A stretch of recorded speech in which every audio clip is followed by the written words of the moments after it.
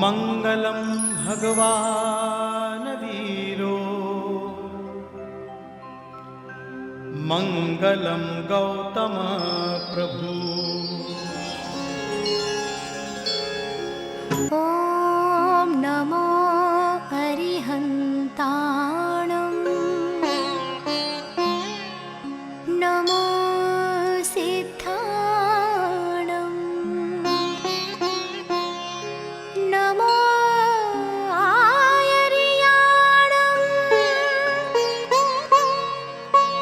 नमो वचायाणं नमो लोये सवसाहु। जय जिनेन्द्र। मंगलम में आज आपका स्वागत है। आज हम आपके सामने प्रस्तुत कर रहे हैं तरुण सागर जी महाराज के प्रवचन।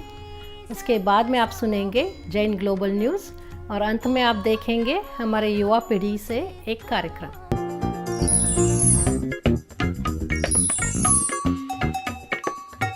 मंगलम में आपका स्वागत है।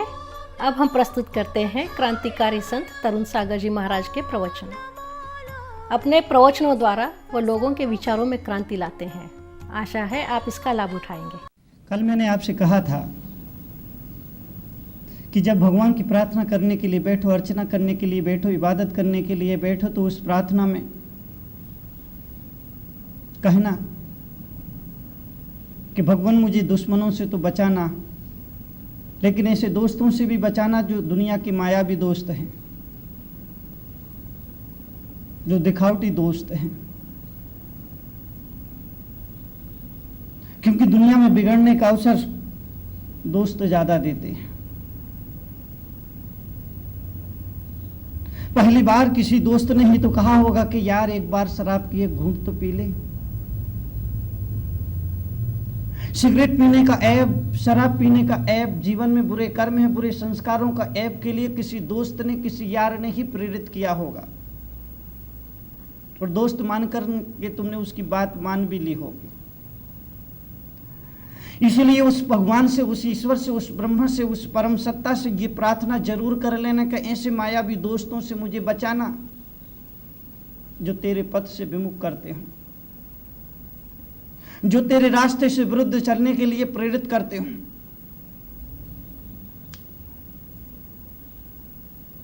आदमी गफलत में आ जाता है, आदमी नींद में आ जाता है, आदमी मूर्छा में आ जाता है, आदमी तंद्रा में आ जाता है। इसलिए उस मायावी दोस्तों से बचने की प्रार्थना भी लगे हाथ कर लेना, क्योंकि कई बार दोस्त के रूप में दुश्मन मिल जाया करते हैं और कई बार दुश्मन के रूप में दोस्त मिल जाया करते हैं। जिनको तुम दुश्मन समझते हो वो अक्सर दोस्त बन जाया करते हैं, और जिनको तुम दोस्त मानते हो वो अक्सर दुश्मन का काम किया करते हैं। बाद में विरोधाभास,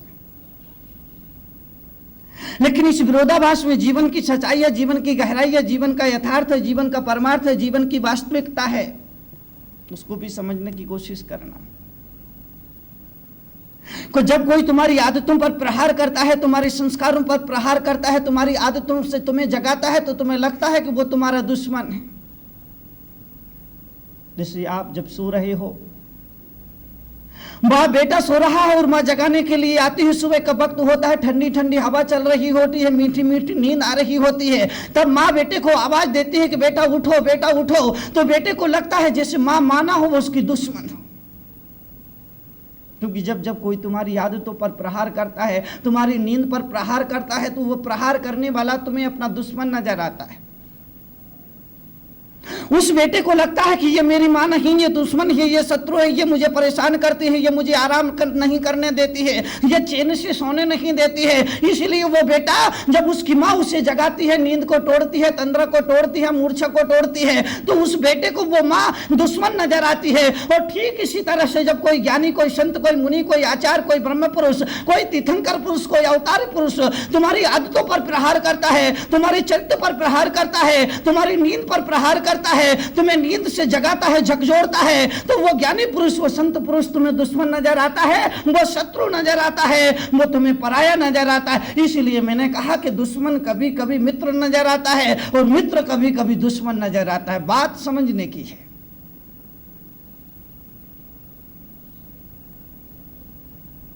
इस मुल्क की परंपरा रही है, सदियों पुरानी परंपरा रही है कि जब जब कोई महापुरुष इस समाज को जगाने के लिए आता है तो इस समाज ने उसकी उपेक्षा की है, उसकी अवज्ञा की है, उसको अपमान दिया है, उसको जहर का प्याला पकड़ाया है, उसको फांसी पर लटकाने का अंजाम दिया है, उसके साथ बदसलूकी की है, उसके साथ दुर्व्यवहार किया है। अरे जब जब समाज में आकर के कोई दिन का देवता, जागरण का देवता बनकर के आता है, यह समाज उसके विरुद्ध खड़ा हो जाता है, उसको नकारता है, उसको ठुकराता है और कहते हैं इसको जहर पिला दो, फांसी पर लटका दो, इसको गांव से बाहर निकाल दो। इसीलिए इतिहास बताता है कि महावीर को गांव से लोगों ने बाहर निकाल दिया, महात्मा के बुद्ध के ऊपर लोगों ने थूक दिया, मीरा को लोगों ने जहर का प्याला पकड़ा दिया, महात्मा जीसस को लोगों ने सूली पर टांग दिया। यह इतिहास इस बात का परिचायक है कि जब जब कोई तुम्हारे सामने दर्पण बन के आता है और उस दर्पण के सामने जब तुम खड़े होते हो तो उस दर्पण में तुम्हें अपनी बुराइयां दिखने लगती हैं, कमजोरियां दिखने लगती है, अपनी टुटियां दिखने लगती है, अपनी असलियत दिखने लगती है, तो तुम कहते हो कि हटाओ इस दर्पण को, फोड़ दो इस दर्पण को, निकाल फेंको इस दर्पण को। मैं आपसे निवेदन यह करना चाहता हूं, संत मुनि तुम्हारे सामने दर्पण बन करके आते हैं। कोई मुनि अगर आ रहा है, कोई आचार्य अगर आ रहा है, कोई संत पुरुष अगर आ रहा है तो वो तुम्हारे सामने दर्पण बन करके आया है। और उस दर्पण में जाकर के, दर्पण के सामने खड़े होकर के अपने चेहरे पर लगी हुई कालिमा को देख लेना और मिटा लेना, अपने चेहरे पर लगा हुआ धब्बा साफ कर लेना, अपने चेहरे पर लगा हुआ कोई कलंक है उसे मिटा लेना। यह उस दर्पण का उपयोग होता है, यह उस दर्पण की उपयोगिता होती है, यह उस दर्पण का प्रसंग होता है, यह दर्पण के लाभ लेने का एक अवसर होता है। यह जीवन इस तरह आया है, एक तरह इस तरह चला जाएगा। आदमी का एक जीवन व्यर्थ चला जाएगा, एक जीवन का क्रम कम हो जाएगा। और इन जिंदगी में जब वो घटना घटेगी कि पत्ता टूटा डाल से लेगन पर ले गई पवन उड़ाए और अब के बिछुड़े नाम मिले दूर पड़ेंगे जाए। एक दिन उस वृक्ष की पत्ता से, डाल से पत्ता टूट जाएगा। डाल से पत्ता टूटा और बिखर गया, ऐसा बिखरा कि दोबारा उस डाल पर नहीं पहुंचा।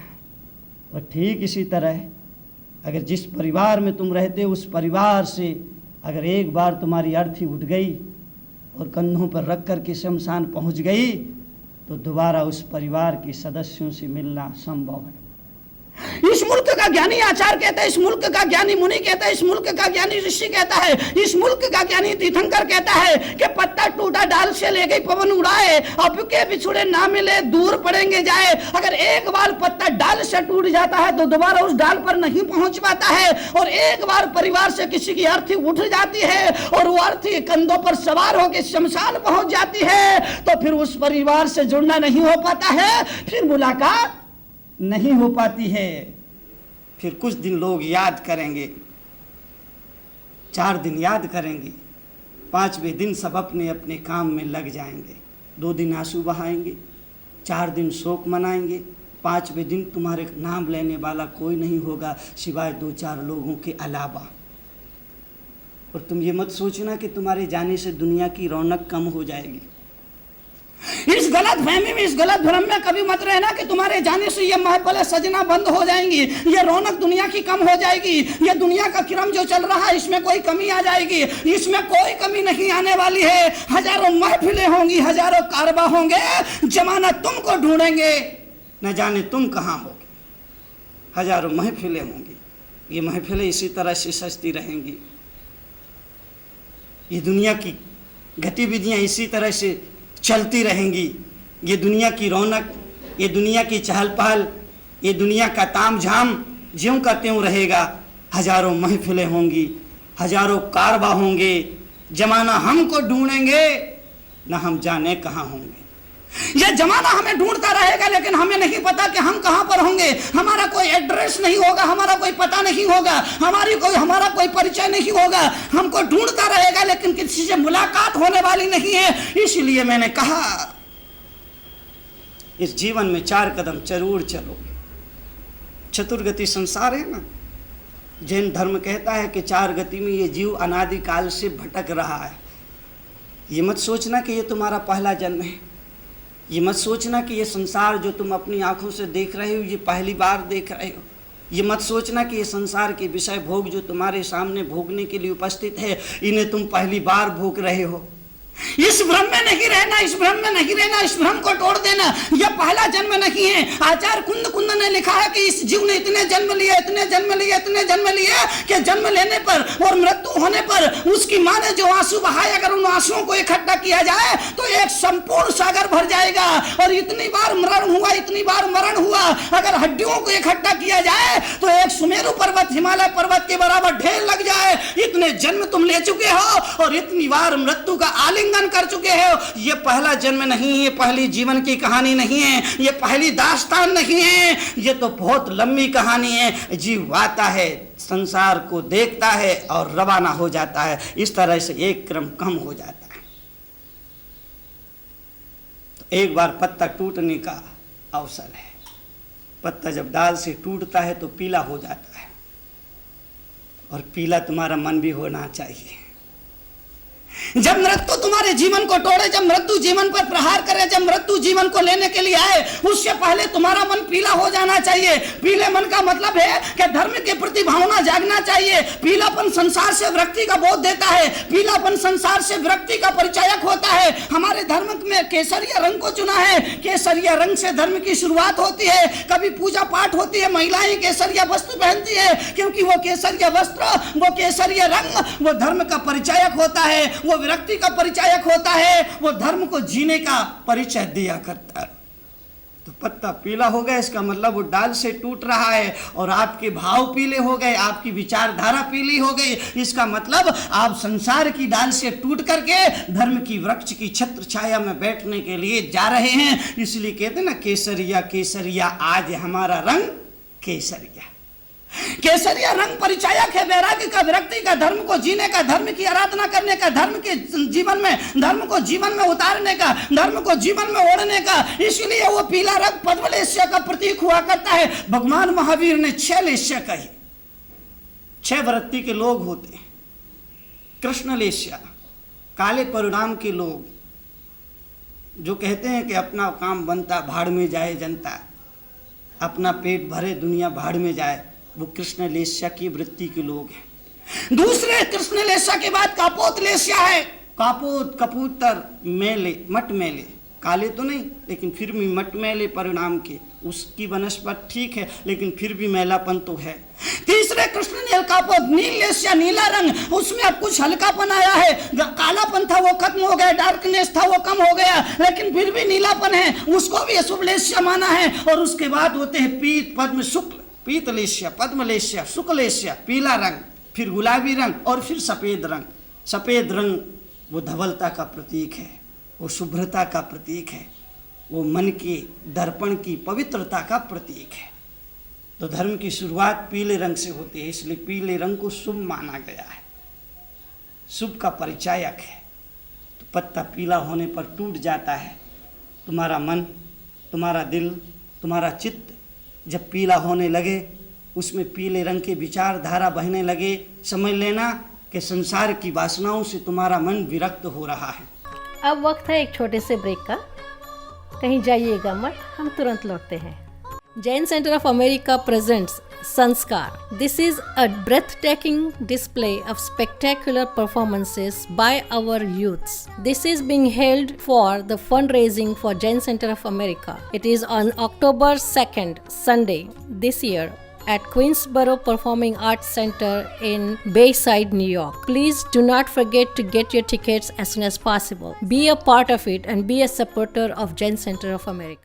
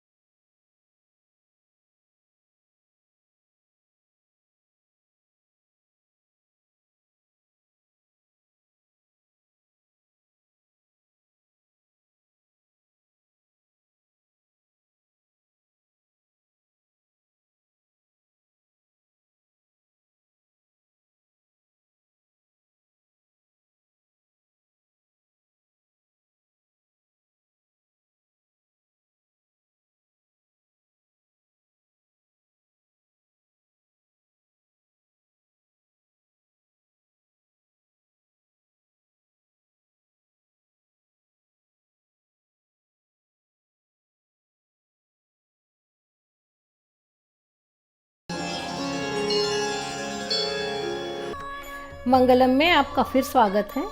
अब हम चलते हैं प्रवचन की तरफ। फिर आदमी सत्संग को महत्व को समझता है, सत्संग के मूल्य को आंकने लगता है, सत्संग के महत्व को समझ करके जीवन में पवित्रता आती है। आप अगर रोज मुझे सुनने के लिए आते हैं तो कहीं ना कहीं से विरक्ति की भावना भीतर है। कल एक सज्जन आए, बाहर के थे, दिल्ली से आए थे और कह रहे थे इस गांव के लोग क्या फालतू हैं।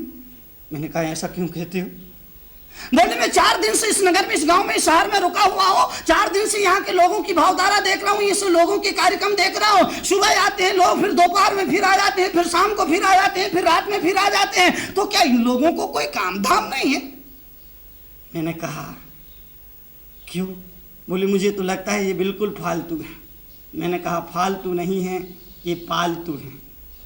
मैंने कहा इन्हें फालतू मत कहिए, इन्हें फालतू मत कहिए, ये फालतू है। मैंने कहा कि कुत्ते 2 तरह के होते हैं, एक फालतू कुत्ता होता है, एक पालतू कुत्ता होता है। जो फालतू कुत्ता होता है उसके गले में कुछ भी नहीं होता है, लेकिन जो पालतू कुत्ता होता है उसके गले में एक पट्टा होता है। और जिस कुत्ते के गले में पट्टा होता है उसे कोई छेड़ता नहीं, उससे कोई पकड़ता नहीं, उससे कोई मारता नहीं है। लेकिन जिस कुत्ते के गले में कोई पट्टा नहीं होता है, जो फालतू कुत्ता होता है, अगर वो उत्पात करते हैं नगर निगम के लोग उन्हें पकड़ लेते हैं, नगर के बाहर छोड़ दिया करते हैं। मैं आपसे केवल यह कहना चाहता हूं कि अपने गले में एक धर्म ध्यान का पत्ता डलवा लेना, अपने गले में एक धर्म ध्यान का, सदगुरु के आशीर्वाद का, सत्संग का पट्टा डलवा लेना, तो फिर दुनिया की कोई तामसिक शक्ति तुम्हें पकड़ नहीं सकती, फिर दुनिया की कोई आसुरी शक्ति तुम्हें पकड़ नहीं सकती।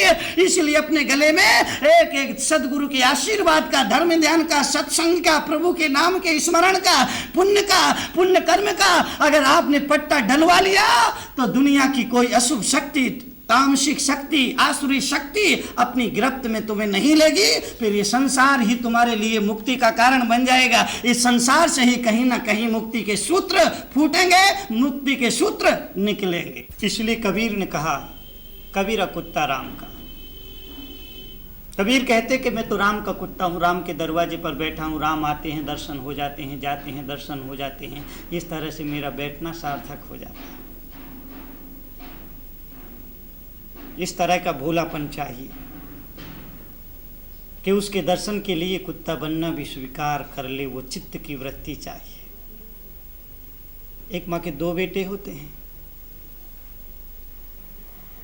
एक बेटा बहुत चालाक, बहुत होशियार, दूसरा बेटा बिल्कुल सीधा साधा, भोला भाला। मैं पूछता हूं माँ ज्यादा ध्यान किस बच्चे का रखती है? उसका जो चालाक है, होशियार है, अथवा उसका जो सीधा साधा है, सरल है, भोला भाला है, ज्यादा समझता नहीं है, बुद्धि भी थोड़ी सी है? माँ कहती है कि जो मेरा बड़ा वाला बेटा है ना, ये तो बहुत होशियार है, बहुत चालाक है, इसकी मुझे जरा भी चिंता नहीं, इसकी मुझे जरा भी परवाह नहीं। मुझे पता है ये तो कहीं भी खा लेगा, कमा लेगा, कहीं भी रह लेगा, किसी भी तरह से अपने जीवन का बढ़िया गुजर बसर कर लेगा।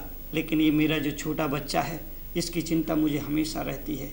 पता नहीं ये जीवन में क्या करेगा, किस तरह से जिएगा, किस तरह से रहेगा, किस तरह से अपना पूरा जीवन व्यतीत करेगा। इस बेटे की चिंता मुझे हमेशा सताती रहती है। मैं तुमसे कहता हूँ उस छोटे बच्चे की तरह सीधे साधे और भोले भाले बन जाओ तो प्रभु तुम्हारी चिंता करेगा। और प्रभु ने अगर तुम्हारी चिंता कर ली, प्रभु तुम्हारा साथ हो गया, सदगुरु तुम्हारे साथ हो गया, तो तुम्हारे जीवन का कल्याण अवश्यम भावी है, उसमें कोई संदेह नहीं, कोई शंका नहीं। लेकिन तुम इतने सीधे साधे नहीं हो, तुम तो उसकी तरह चतुर हो, चालाक हो, होशियार हो, चालबाज हो। एक छोटी सी बात कह के अपनी बात खत्म करूंगा। एक भक्त था, भक्त नहीं कम वक्त था, मंदिर में गया, सिर झुकाया, सिर उठाया तो देखा सामने एक चांदी का सिक्का था। बोले वाह भगवान, अद्भुत महिमा है तेरी, इधर नमन करता हूं उधर फल दे देते हो, जय हो प्रभु आपकी जय। लेकिन तभी हृदय ने कहा कि भले आदमी पूछ तो ले, ये सिक्का तेरा है या भगवान का है? अगर भगवान का होगा और तू रखेगा तो पाप लगेगा, नरक में जाएगा। तो उसने कहा ठीक है, उसने कहा ठीक है। उसके शैतान मन ने कहा कि इसको तरकीब से ले लो, लेकिन ले लो, इसको छोड़ो मत। तो शैतान मन ने कहा कि ऐसा करो कि एक लकीर खींच दो। वो लकीर खींचने के बाद भगवान से कहो कि सिक्का उधर गिरे तो तुम्हारा, इधर गिरे तो मेरा। उसने लकीर खींच दी और भगवान से कहा कि भगवान ये सिक्के को आकाश में उछालूंगा, फेंकूंगा, सिक्का उधर गिरे तो तुम्हारा, इधर गिरे तो मेरा। लेकिन तभी शैतान मन ने कहा कि भाई भगवान तो चमत्कार दिखाता है, भगवान में बड़ी शक्ति है, पता नहीं उधर ही खींच ले तो तुम तो खाली का खाली रह जाएगा ना, इसलिए ये तरकीब ठीक नहीं है, दूसरी तरकीब निकाल। तो शैतान ने दूसरी तरकीब निकाल के दी और कहा कि इसको ऊपर उछालो आकाश में और कहो चित पट चित हो तो मेरा और पट हुआ तो तुम्हारा। उसने कहा भगवान चित मेरा पट तुम्हारा। लेकिन तभी शैतान मन ने कहा कि पता नहीं पट आ जाए, अरे इसमें तो और भी ज्यादा खतरा है, इसमें तो उससे भी अधिक खतरा है, उसमें तो और भी कम खतरा था, इसमें खतरा ज्यादा है, इसलिए ये तरकीब न कर, कहीं घाटा लग जाएगा तो रोना पड़ेगा, पछताना पड़ेगा। तभी शैतान मन ने कहा कि एक नई तरकीब दे रहा हो और ऐसी तरकीब कि सिक्का निश्चित ही तेरे पल्ले में आएगा, तेरे हाथ में आएगा। शैतान मन ने कहा और उस आदमी ने मान ली और भगवान से कहा कि भगवान अब तीसरी तरकीब से निर्णय हो ही जाना चाहिए। और तीसरी तरकीब ये है कि अगर मैं सिक्का को आकाश में उछालूंगा और अगर सिक्का आकाश में अटक गया, रुक गया तो तुम्हारा, और अगर नीचे जमीन पर आ गया तो मेरा। और आकाश को सिक्के में उछाल दिया, सिक्कों को तो नीचे आना ही था, सिक्का नीचे आया, उठाया, जेब में चलता बना।